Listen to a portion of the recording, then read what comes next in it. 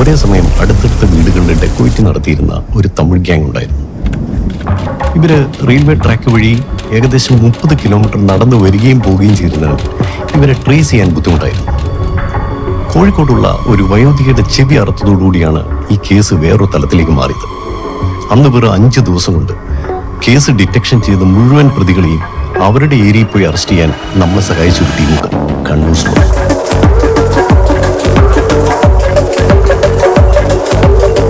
ഇതൊരു political murder തന്നെയായിരിക്കും.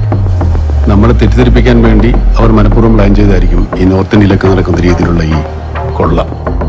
അതല്ല എങ്കിൽ കൊന്നിട്ടാണെങ്കിലും മോഷണം നടത്തിയിട്ടേ പോകുമെന്ന് തീരുമാനമെടുത്തുകൊണ്ട് ഒരു hard core ഡെക്കോയിറ്റിക്കാൻ.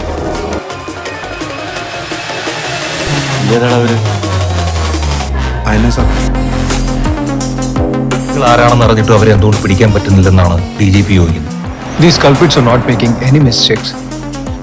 Just 1 or 2 loopholes, that's all. കിട്ടത്തട്ട ഏട്ടിലെ തേടുന്ന മാറി ഇരിക്കും sir. Now they are in Faisal and our team is on them. ഞാൻ നിങ്ങളോട് എപ്പോഴും പറയാറില്ലേ, നമ്മുടെ ഈ വണ്ടിയും പോലീസാണ്.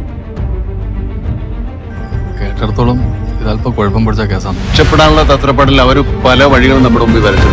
പക്ഷെ നമുക്ക് പോകേണ്ട വഴി തീരുമാനിക്കേണ്ടത് നമ്മളാണ്. I said 10 days. ഈ കേസ് തെളിയിക്കാൻ 10 ദിവസമാണ് നോക്കാൻ പറ്റുള്ളൂ.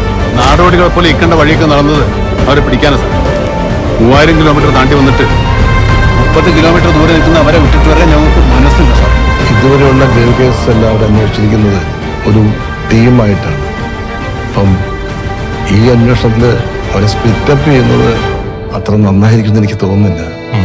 പോലീസുകാരെ കുറിച്ചൊരു ഫീച്ചർ എഴുതാൻ എഡിറ്റോറിയൽ ബോർഡിൽ നിന്നും പറഞ്ഞു. ഒരിക്കലും ആവർത്തനമാകരുതെന്ന് എനിക്ക് നിർബന്ധമുണ്ടായിരുന്നു.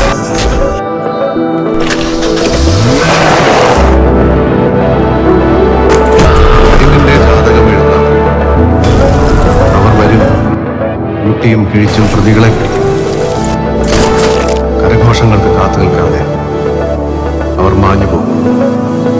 അവരാണ്